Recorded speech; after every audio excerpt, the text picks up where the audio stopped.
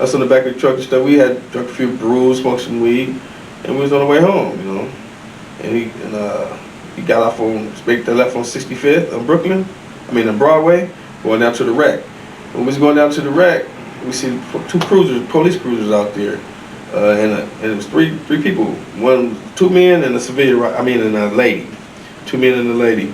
And when they seen us, their whole face changed. They ran to the car and they jumped in the car. I was like, man, we about to get pulled over, you know what I'm saying? You know, so night was going well. So hold on. Mm-hmm. So basically you guys driving. We was driving in the truck. We was in the back of it. The same truck that's right here on this cover. That's the same truck. Oh, the same exact truck on the cover? Yeah, that's the same original truck. And when you say their whole facial expressions changed, man, did they smile? Was it a good change? Was there anything sinister about it? Like, this was like, there they go. Hi, this is Robert Wood with the Keep It Dago podcast. I'm here today with Cedric D. Gregory, the author of the book Back of the Truck. Cedric D. Gregory was born and raised in San Diego. So, with no further ado, I'm going to let him tell you about himself. Cedric, let them know about you just a little bit, but before you do, say, what's up, San Diego? What's up, San Diego? How y'all doing out there, man? I was born and raised in San Diego, California. I grew up in Emerald Hills from the first grade to now. 46 years we lived in the same house, you know. I started writing, like, say, 10 years ago. You know, I've been writing and trying to get myself together, you know what I'm saying? Just came out with my book, 1985, The Back of the Truck.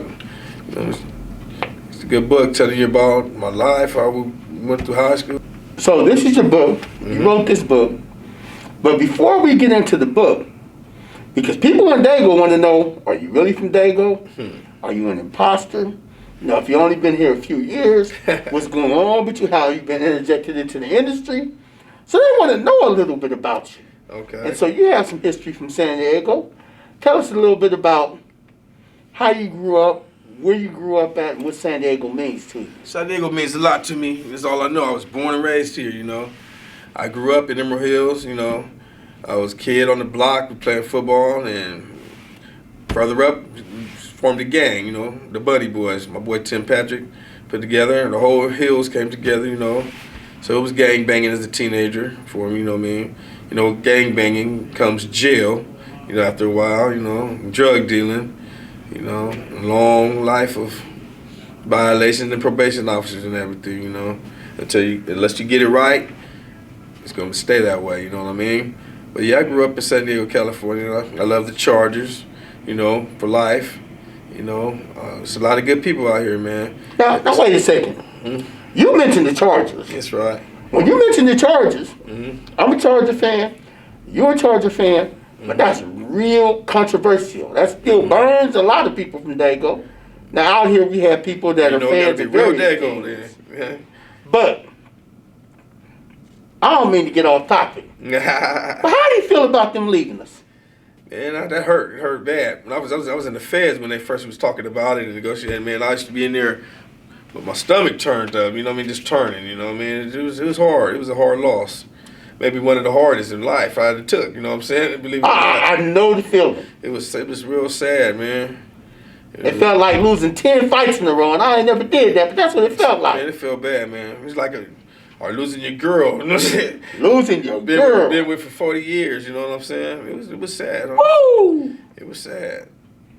Mm-hmm. So that hurt kind of deep. Yeah, I would rather lose some of the girls I done lost than lose the team. You know what I mean? That was hard, man.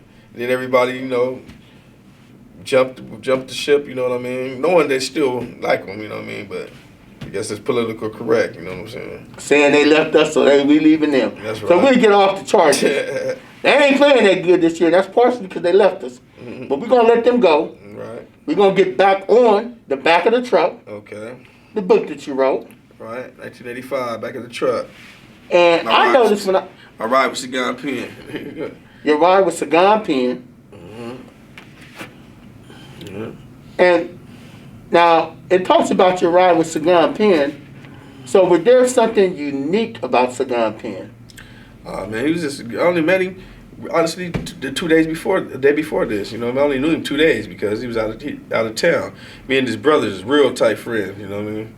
And his brother asked him to give us a ride to the park, so we ended up going to the beach the day before that, and then to the park the next day. You know, and then that's where when the incident kicked off. So I only knew him for 2 days. You know, that's crazy. Whole life had been tied in with, you know what I mean, from this incident. I only really knew him for 2 days, so I didn't know him personally.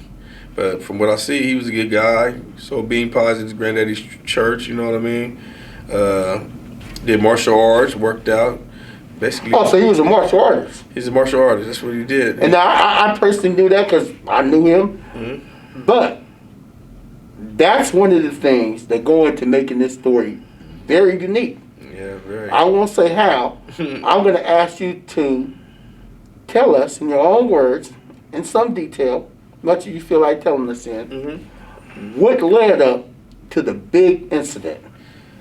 Oh man, we went to the park that day. Like I said, you know, he gave us a ride to the park, and at the park, you know, it was blocked off. You know, anytime blacks kick it at the parks in San Diego in the '80s, it lasts for like 3 weeks. Then they block it off. So we, you know, us on the back of the truck and stuff. We had drunk a few brews, smoked some weed, and we was on the way home. You know, and he got off on they left on 65th on Broadway, going down to the wreck. When we was going down to the wreck, we see 2 cruisers, police cruisers out there, and it was three people. One was 2 men and a civilian. And a lady. 2 men and a lady. And when they seen us, their whole face changed. They ran to the car and they jumped in the car. I was like, man, we about to get pulled over. You know what I'm saying?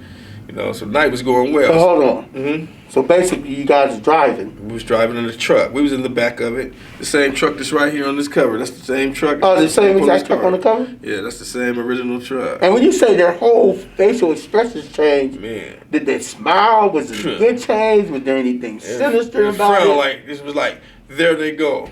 People they were looking for, you know what I mean? So they were looking for somebody. Were they actually looking for somebody? They were actually looking for somebody. Somebody supposedly had pulled a gun. First, I heard that somebody had supposed to have snatched their purse. You know, this was right here afterwards. Mm-hmm. You know, and we fit the description. We had golf hats on, and you know, back then we all looked, you know, like the same as far as they're concerned. Suspected gang members is what they had called us. Now, the golf hats. What were the significance of that? Because I know that you said we had golf hats on. The golf hats came in all different colors. You know, golf hats was like linked to gang banging back in the '80s. You know, so they seen the golf hats. You know what I mean? And the people in the back of the truck, so they got right behind us. You know what I mean? We came down there, made a left, and they cut the lights on. Right when we put in the church. Church was going on at this time. And for those in the audience who didn't know, back then, depending on the colored golf hats you wore, people could tell whether you wore a Crip, a Blood, from Lincoln, from 5'9", from the coast, from neighborhood. They could tell what you were affiliated with based on your hat. And so when he says they all had golf hats on, when the police saw those golf hats and whatever the colors of them were, what color were? Black. They all had on black golf hats. And so black golf hats, what did that signify? Bloods, you know what I'm saying, mainly. Emerald Hills, our colors were black and gray. So their colors were black and gray. A lot of people kind of wore the black ones. Mm-hmm. But a lot of people didn't wear the black ones with a lot of gray clothing unless they were from Emerald Hills. Would that be accurate to say? That's pretty accurate. And so they could see you guys and they knew, okay, right off the top, they got on golf hats. We think they're gang members. Mm-hmm. They get excited. They're going after you. Mm-hmm. What happens from there?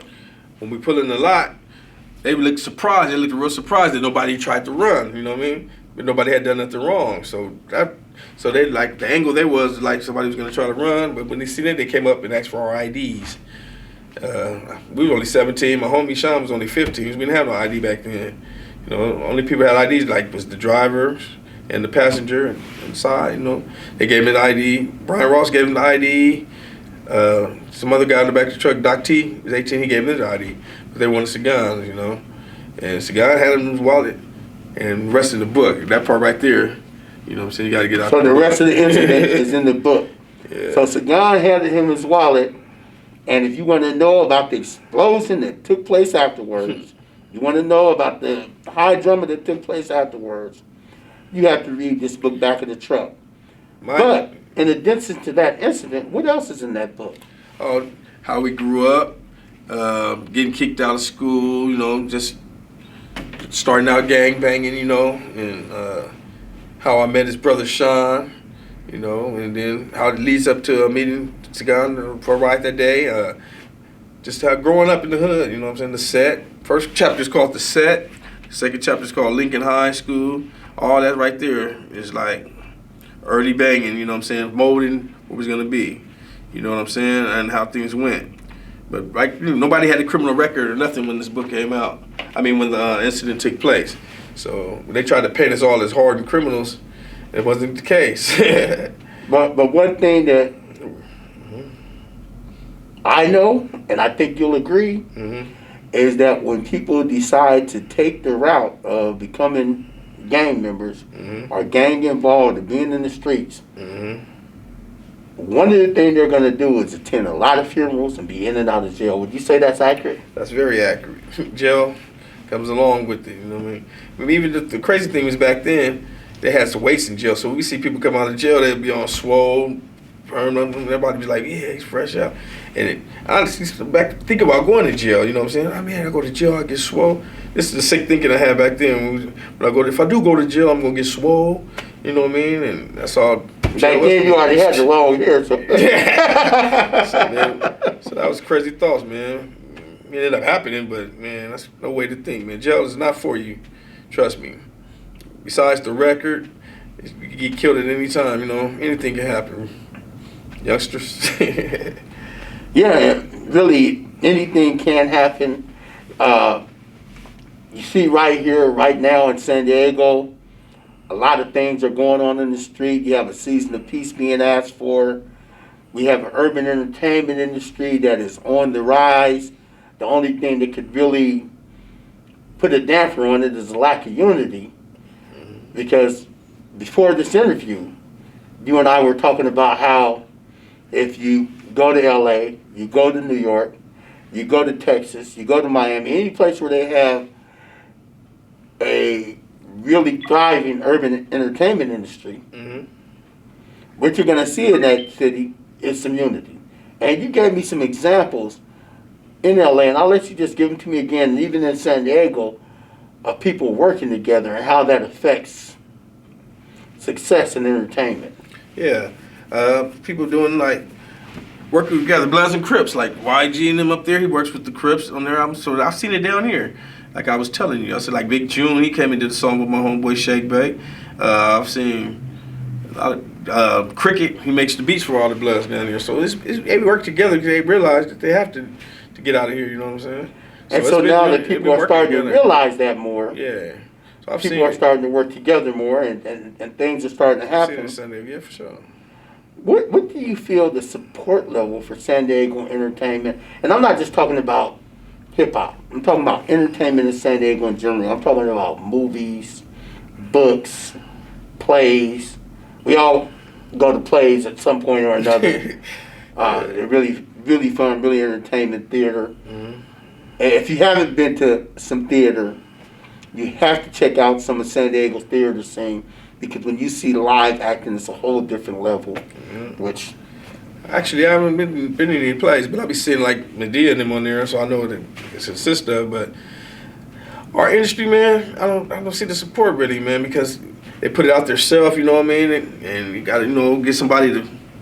And LA, I mean maybe in LA, but the support is not that good here. I mean, we have talented artists here, man. I got like 3 or 4 homeboys that should be like mainstream, you know what I'm saying, well-known names. But San Diego is still struggling to get their name out there, man, like that. Well, now I want to mention something when it comes to support out here in San Diego. I'm not going to continue to say this, but at this point in time, I could say that for a lot of people in the San Diego area, San Diego County, all the way from San Ysidro through North County, not just the city of San Diego, but in the whole San Diego area, in a lot of cases, they don't support because they don't know who we have. They don't know what they're doing. That's true. People are only getting the word out locally, so only people in different hoods know what they're doing. You know, like rather than us having one cohesive industry In Oceanside, they may have an industry. In San Ysidro, they may have an industry. In Southeast, they have an industry in different hoods. Emerald Hills is supporting Emerald Hills. The coast is supporting the coast. Neighborhood supporting neighborhood. Brim supporting Brim. So everybody in these different neighborhoods, and the reason I named them by gangs, Lincoln Park has a lot of rappers. They support each other. It's because, unfortunately, that's the way that people support a lot of times in San Diego, rather than just saying, these are San Diego artists and let's get on. Like you'll see Snoop Dogg and The Game do something together. Right. If you go back to New York, you'll see people doing stuff together. You'll see people doing stuff together in Miami and Texas. You'll see people in New York that were feuding with each other, like Jay-Z and Nas, say, you know what? We from New York, let's come back together and do this, bruh. And they ain't on the gang time, but they was really feuding with each other. I feel, though, that they feel like, you know what I'm saying, that they have to put it on the hood, because if San Diego's not getting no push. If they tried that, you know what I mean, and they see some success, you know what I mean, they be with it. But San Diego, I mean, we have some good rappers, and like Mitch. Mitch works hard. He works hard, Mr. San Diego. But he'll tell you it's rough. And so when you say Mitch, you're talking about Mitchie Slick, correct? That's right, yeah. It's rough. I've been watching him like, man. Yeah, he moves out. He go to OT and all that. He goes around, you know what I'm saying? But everybody can't do that. Promotes himself. Yeah, everybody can't do that. And then I think you got TC3 and TC4. They have a lot of music that's really starting to catch on. You hear about it on some different shows and stuff like that. San Diego has a lot of local shows. Like coming here pretty soon, I'll be interviewing a lady named Sherry Ellie, who does a show called Cut It, Roll It, Smoke It. Either I'll be interviewing or Pam will be interviewing her. But she does a show, and there's just so many people doing so much stuff in San Diego. We have business people who are selling different products. We have models, actresses, and we just have so much talent. And the only thing is the people need to know about the talent. That's why I started the Keep It Dago Facebook group, so that in San Diego, you can drop your stuff in the Keep It Dago Facebook group. Other people in the group will see it. I encourage you guys in the group to share when you see something good. And it's a way for us to get it out there.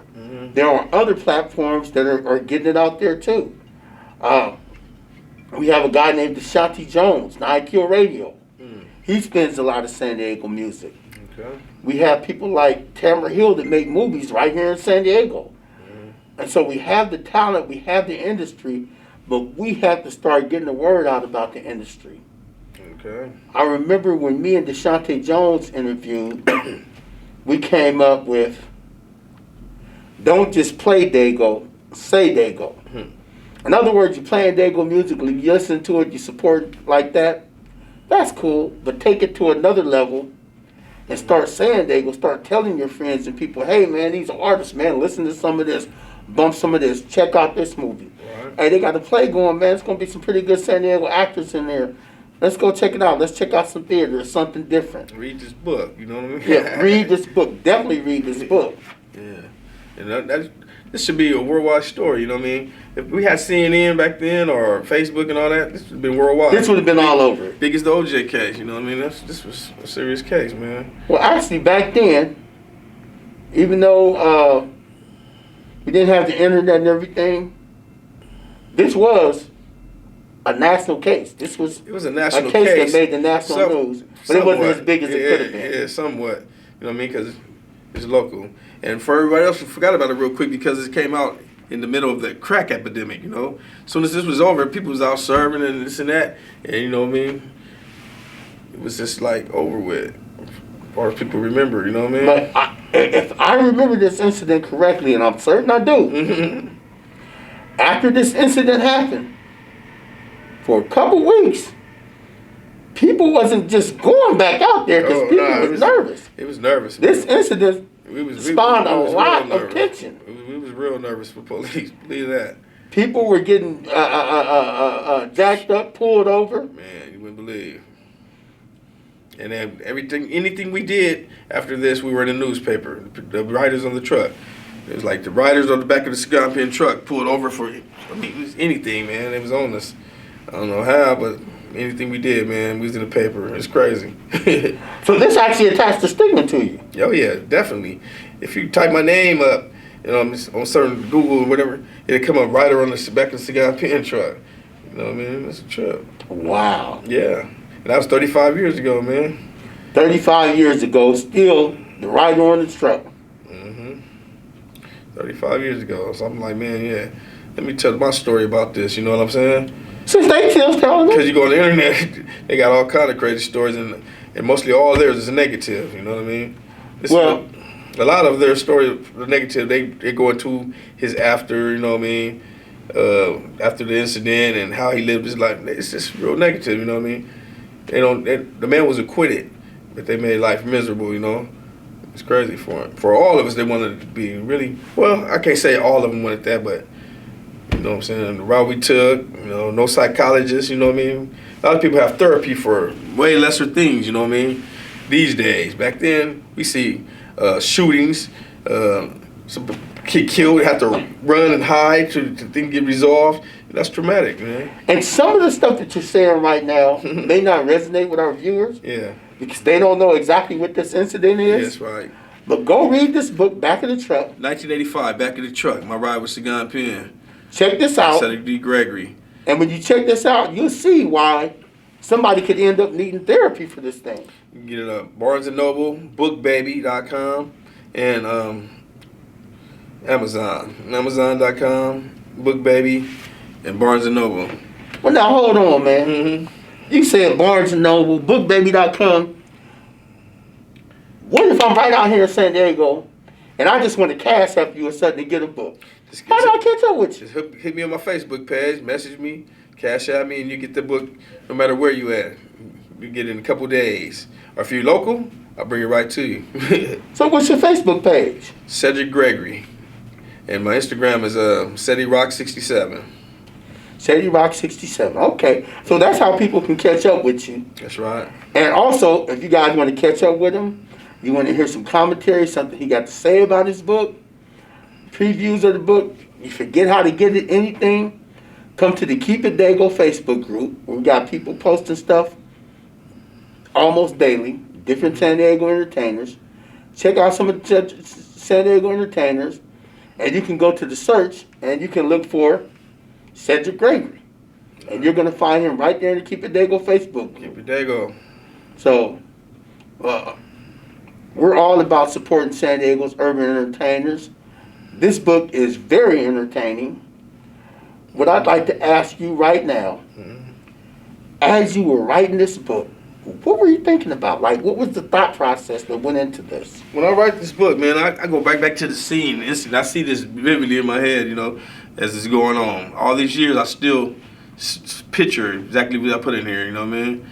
And the way the life went for us, all the way up to here and after. It's got the aftermath in here, too. That's, you know what I'm saying? Of how things was and how right after, it's in the same year after the second trial, we were pulled over, set up. You know, it's a good book, man. I can't tell you too much, but get the book, 1985, Back of the Truck. You know, this is a memoir. Life never was the same after that, man. Teenagers grew up real fast because of this incident, you know what I'm saying? So if you guys are listening, this is an incident that changed his whole life.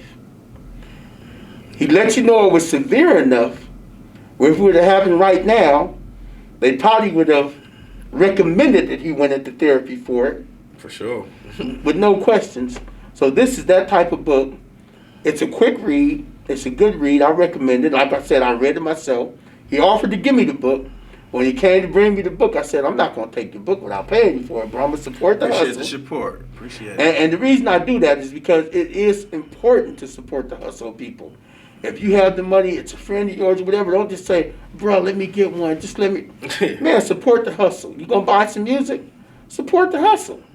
Whatever you're doing, this is Dago, man. We have to start supporting each other so that the rest of the world can discover what we have here and say, whoa, there's been a whole budding urban entertainment industry right there in the San Diego area the whole time. Like, wow. And this book is a part of that. Now let me ask you, what do you have planned next? Because this was dynamic. What's next?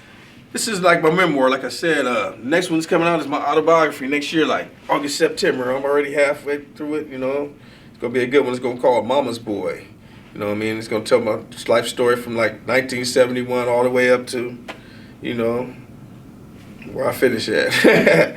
But yeah, get that. It's going to be good. This is going to be in it. The story is going to be in it and much more. It's going to be a good book. That's my next one. So it's going to be, it's going to have this story, but it's going to have so much more. It's going to have so much more. It's not going to be, it's going to have so much more. It's going to be a good read too. It's going to go right flow. You know, there's a lot of things that happened in my life. You know what I'm saying? These 53 years in San Diego, California. Southern California, all you guys out there, I'm telling you, just think of your life and write something about it.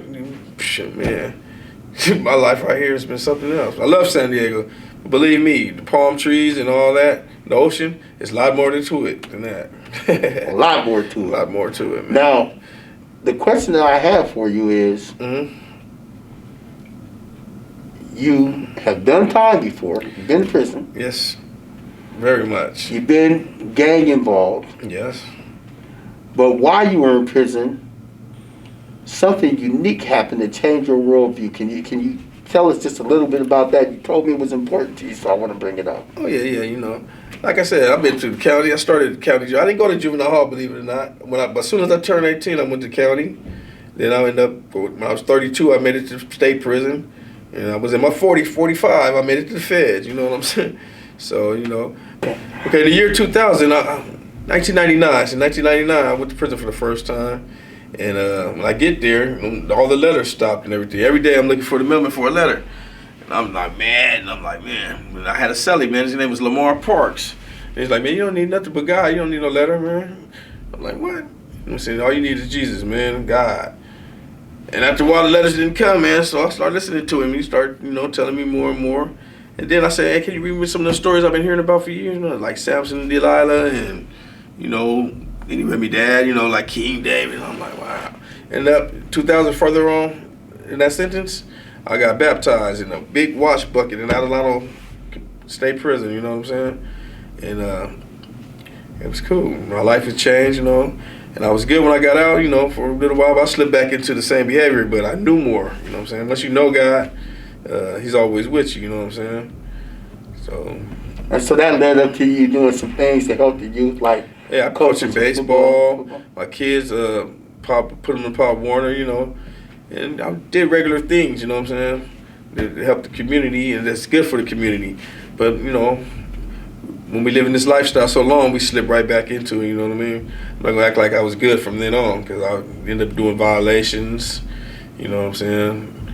And I ended up maxing out doing violation in like in 2004. But from 2004, say to 2008, I stayed out of trouble, you know.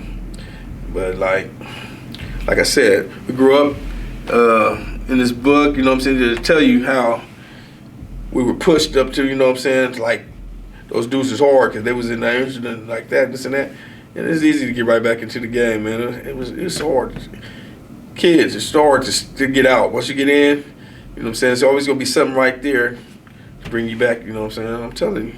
And violations and criminal records, it's all for the birds, man.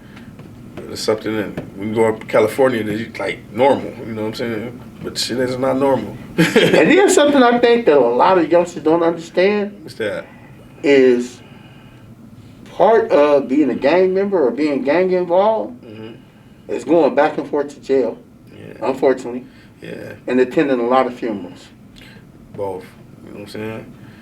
Because, you know what I'm saying, you got to be involved in drugs and guns, you know what I'm saying? When it comes with drugs and guns, comes jail, you know what I mean? Because somebody's going to tell on you eventually. Somebody's going to tell. That's how it is these days. Somebody's going to tell. And the only reason I mention that, because this book reflects some of that. Yes, it reflects a lot. You learn a lot in here. You learn how we started off in the gang, you know what I'm saying? How the gang even started, all the way up to the incident and all the jail that came afterwards. Back in the truck, 1985, Cedric D. Gregory. So you're giving them some history. And within the history, you're giving them a lesson about consequences. Yeah. Basically. And so the fact that you're mentioning the consequences is not just a glorification, but you're giving some history, some very interesting history. Yeah. And the lesson about consequences is a big deal. And we appreciate that at Keep It Dago. Sure, a lot of other people, a lot of parents appreciate that, because that makes this definitely a book worth reading. Like I said, it's just a memoir basically on the incident, but it shows all the after effects, you know what I'm saying? All the shit that happened to us, you know what I mean? But the next one is going to get a full in-depth, whole autobiography, you know what I'm saying? But get this one to learn about that one. You know what I'm saying? What you say, get them in order. Get them in order, man. Don't just wait for the next book now. Get these in order. Buy something now. $20. Is there any $20? Is there anything else that you'd like to tell the people of Dago? Oh man, Dago, got the finest city in America, man. Just keep it that way, you know. Strive, never give up on your dream. I'm 53 years old, and I'm just not coming out with a book from 35 years ago. And the thing is, everybody love it. You know what I'm saying? Loving it. You know what I mean? And I'm like, damn. Could have came out a long time ago. I don't know how close to it. I almost didn't make this book, man. It came close to not even making the book. I'm like, man, I don't want to hear it. But since it's been out, man, everybody's been eating it up, man. And I feel good. I came out with that, so I could contribute something. You know what I mean? I like to contribute. And what I'm going to tell the people of San Diego right now is, please buy the book, support Cedric Gregory, support other people in San Diego's urban entertainment industry, support each other. Like I said, join that Keep It Dago Facebook group. Go to Keep It Dago on YouTube. We have a Keep It Dago page on Facebook. Dago spelled D-A-Y-G-O. We have our website, keepitdago.com. And all of this is to promote San Diego's urban entertainment industry. What we'd like to do here is get everybody acquainted with the urban entertainers in San Diego so that we can start supporting our own and pushing them toward the top. Now at this point, I'm going to close the show. Keep grinding, keep it real, and always Keep it Dago. out. Don't forget to subscribe, like, and continue to support San Diego's urban entertainment industry.